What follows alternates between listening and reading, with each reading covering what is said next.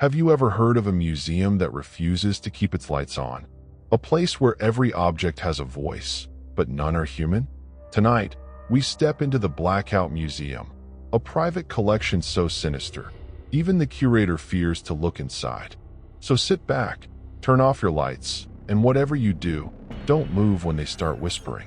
In the outskirts of Hawthorne Valley, hidden deep among fog-drenched woods, stood an old stone mansion known as the Blackout Museum. It wasn't open to the public, not anymore. Locals whispered about it like a curse, a place where even shadows didn't dare to stay. The museum belonged to Elias Corvin, a reclusive collector in his late 50s.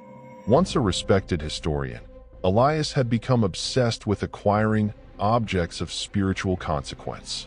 Cursed mirrors, haunted masks, paintings that bled when touched. He gathered them all. But unlike other collectors, Elias did something strange. He kept them in complete darkness. He claimed it was to keep them calm. Every room of the mansion was pitch black. No windows, no candles, no electricity. The only light came from Elias's small lantern, which he used sparingly, like a man sneaking through a lion's den. The townspeople said that if you walked close enough at night, you could hear sounds coming from inside the museum. A soft weeping, faint laughter, or the creak of wood that wasn't from the wind. Elias had only one rule for his staff: never, under any circumstances, speak inside the museum after midnight. He said the artifacts didn't like to be overheard. But Elias had no staff anymore. They had all left after a night that no one dared to explain. Now, he lived there alone, among his cursed treasures. On one stormy evening, Elias sat in his dimly lit office, flipping through his leather journal. The pages were filled with notes about every item he owned. A cracked porcelain doll from Romania, a mirror retrieved from a burnt mansion in Kent, an Egyptian amulet found buried with a priest who was said to curse the sun itself. As thunder rolled outside, Elias felt a familiar vibration beneath the floorboards, a deep, humming resonance that meant the objects were awakening. He stood, lantern trembling in his grip, and whispered to himself, "They're restless again." The first sound came from the gallery of faces, a narrow hall filled with portraits of people long dead. He could hear faint muttering behind the walls, like 100 conversations happening at once. When he stepped inside, his lantern flickered violently. The paintings, all those pale, painted faces, seemed to shimmer in the dark. Some were smiling, others looked afraid. Elias turned the lantern toward a large canvas in the center, a painting called The Banquet of Hollow Eyes. The figures in it were shifting. Slowly, their heads turned toward him. A woman's voice, distant but clear, whispered from the darkness. He watches them, but they watch him too. Elias froze. His breath quickened. He had heard that voice before, soft, lilting, and cruel. It belonged to the spirit bound to the silver hand mirror in the next room. The mirror had once belonged to a Victorian woman named Lady Althea Drexton, rumored to have poisoned her husband and trapped his soul in her reflection. And now, she was speaking to the paintings.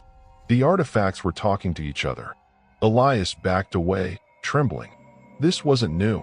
He'd heard whispers, hums, even sighs before, but lately, it felt different. The voices weren't contained anymore. They were organizing. He closed the lantern, plunging himself into darkness. And from that silence came a sound that chilled his spine, a slow, rhythmic tapping. Not from one object, but dozens. The walls, the floors, the glass cases, all tapping in unison. Like a heartbeat, Elias whispered into the dark, "Please, not tonight." The tapping stopped, and then a voice, deep, guttural, and angry, echoed through the darkness. "We remember what you took." Elias stumbled backward, nearly falling over a chest of old relics. His lantern hit the floor, its glass shattering. Darkness consumed everything, and in that suffocating black, the museum breathed. He could hear the faint sound of doors creaking open on their own, the metallic scrape of chains, the moan of old wood. Every artifact was awake, and Elias Corvin realized something horrifying. They weren't haunting him out of hatred. They were fighting each other, and he was just trapped in the middle. Elias crawled through the pitch-black corridor, his palms scraping the cold marble floor. The broken lantern lay far behind him, and with it, his only light. The museum's darkness was alive now, breathing, shifting, pressing against him like a living thing. He whispered into the void, "Who's there?" The air responded in whispers that weren't echoes, but answers. From his left came the porcelain doll's delicate voice, sharp and childish. "He stole our silence." From his right, the deep rumble of an old iron statue. "He chained us for his pride." And then, from nowhere and everywhere at once, came a smooth, feminine voice that silenced all others. "Enough." Elias froze. He knew that voice, Lady Althea Drexton, the spirit of the mirror. She was the oldest presence here, and the most cunning. Her voice always carried authority, even among the cursed. "You keep them all here," she whispered sweetly. "But do you ever wonder why they never harm you?" Elias tried to speak, but the air around him felt thick, like invisible hands were pressing on his throat. Lady Althea continued, "You think you're the collector, Elias, but you're just another exhibit." A sharp sound cracked through the hall, the shatter of glass. Elias turned instinctively, even though he could see nothing. The air smelled of silver and dust. He knew what had broken, the mirror. And once that mirror broke, the spirit wasn't contained anymore. He ran. His footsteps echoed through the gallery, each one followed by whispers, laughter, and the faint dragging of objects moving on their own. Portraits rattled on the walls. The ancient chest beside him creaked open, revealing glimpses of skeletal hands curled around relics. The museum was alive, rearranging itself. He stumbled into another room, the Hall of Whispers. This room held items no one dared name aloud. A cracked gramophone that played voices of the dead, a candle that refused to melt, and an old bell that rang whenever someone lied. But tonight, they weren't silent. The gramophone turned itself on, its record spinning though no hand touched it. A dry, grainy voice spoke. "One must fall, so the others may rest." The candle flickered violently, once, twice, and then exploded into black smoke. Elias coughed, covering his mouth. The smoke formed shapes, outlines of faces, twisted and screaming, drifting around him before vanishing. Then, the bell began to ring. Once, twice, a third time. Someone was lying. Elias looked around, trembling. "Who's there? What do you want from me?" he shouted. The voice of Lady Althea echoed again, calm and deliberate. "We were trapped here long before you came. But now, the seal weakens. And one of us wants dominion over the rest." Elias backed away, his heart pounding. Dominion. From the corner of the room, he heard another voice, rough, ancient, and bitter. "She lies." The air turned ice cold. Out of the dark emerged a faint red glow, the Egyptian amulet, pulsing like a heartbeat. The spirit bound within it spoke in guttural tones, each word scraping against the walls. "The mirror seeks to enslave us all. She whispers freedom, but means only control." Elias stood frozen, his mind spinning. Two entities, powerful, ancient, speaking through their vessels, accusing one another. And he was standing between them. Suddenly, the floorboards beneath him began to tremble. From every corridor, he heard the sounds of objects moving, relics dragging themselves toward the hall, as if called by unseen voices. The doll's laughter echoed again, louder this time. "They're choosing sides." Elias turned and saw, through faint flashes of spectral light, dozens of artifacts shifting, rattling, and floating in midair. The museum was divided. The mirror's side whispered promises of release. The amulet's side roared of vengeance and cleansing. The entire Blackout Museum had become a battlefield of spirits. Elias stumbled backward, clutching his chest, whispering, "No, no, This can't be happening. But as he turned to flee, something caught his attention. A faint blue light coming from beneath the floor.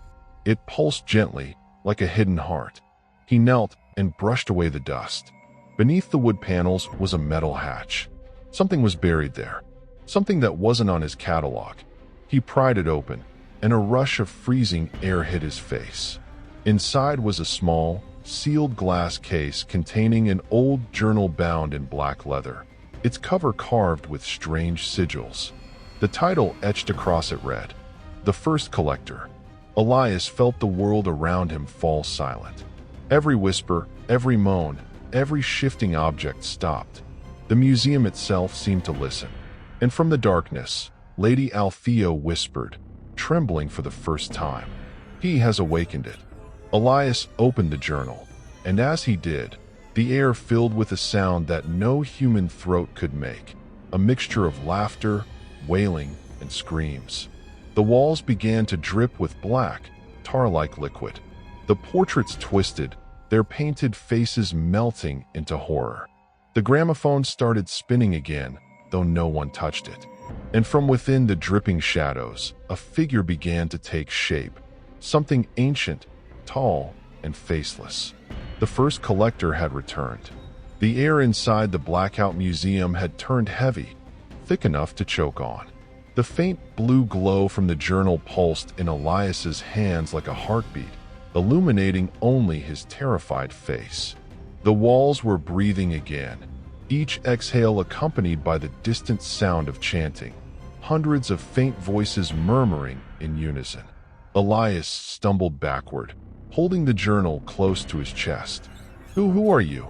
he whispered into the dark. From the center of the room, where the shadows gathered, something began to rise, slow, deliberate, fluid. It wasn't solid, yet its presence filled the entire hall. Its form shifted, sometimes a man, sometimes a void, its face an absence that swallowed the light. A voice, deep as the earth itself, spoke. "I am the beginning and the end of your collection." Elias's breath caught. The first collector. The figure tilted its head slightly, as if amused. "You have my house." Elias shook his head, trembling. "No, this museum is mine. I built this to contain you, to understand." The voice cut him off. "Contain me." It laughed, a sound that cracked the glass displays around them. The relics inside began to float, spinning violently in midair. "You never contained us, Elias. You fed us." Suddenly, the artifacts began to cry out, not in voices, but in sound. The doll screamed, the mirror shrieked, the amulet wailed like 1,000 dying souls. Each of them was trembling, as if terrified of what was now standing before them. Lady Althea's voice rose through the chaos, desperate. "He's not a man, Elias. He's the one who made us this way." The amulet's deep growl followed, furious and broken. "He bound us, to remember his hunger." Elias staggered backward, realization dawning too late. The artifacts weren't haunted, they were prisoners, bound by the will of the first collector. The ancient figure extended an arm, black and endless, toward Elias. "You woke me when you opened that book. You broke the silence I spent centuries building. And now," it leaned closer, "you will take my place." The floor cracked beneath Elias's feet. He tried to run, but invisible hands, thousands of them, emerged from the floor, gripping his legs, his arms, dragging him toward the figure. He screamed, reaching for the journal. But the moment he touched it again, the writing on its pages began to move, the ink writhing like a living thing. It wasn't a book. It was a contract. Every collector before him had been drawn here, one by one, each believing they were the master, when in truth they were just the next cage. The museum trembled violently. Paintings fell from the walls, their subjects clawing out of the canvases. The doll shattered, its porcelain fragments whispering as they dissolved into smoke. The amulet cracked, spilling out a wave of blinding light. And at the center of it all stood the first collector, growing taller, feeding on the chaos. "Do you see now?" it thundered. The artifacts never haunted this place. This place haunts them. Each one a memory, each one a life I took, and now you will keep them for me. Elias struggled, his voice breaking. I won't take your place. Lady Althea's voice came again, softer now, almost pitying. You already have, Elias. You opened the book.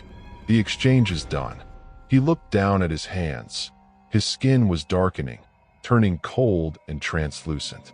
The journal's pages were fusing with his arms, its words burning into his flesh like scars. No, no, please. The shadows swirled around him, wrapping tighter and tighter until his screams were muffled. The figure, the first collector, began to fade, its shape dissolving like smoke. And then silence. The hall was empty. Only the faint flicker of the shattered lantern's flame remained. Hours passed. The storm outside quieted. When the dawn finally came, the museum was calm again. In the center of the room stood Elias Corvin, or what was left of him. He was motionless, his eyes hollow, his skin etched with black symbols. In his hands, the journal rested, now closed and sealed shut. A faint whisper drifted through the air, his voice weak and distant. I will keep them safe until the next one comes. They say the Blackout Museum still stands in Hawthorne Valley. The doors remain locked, the windows sealed.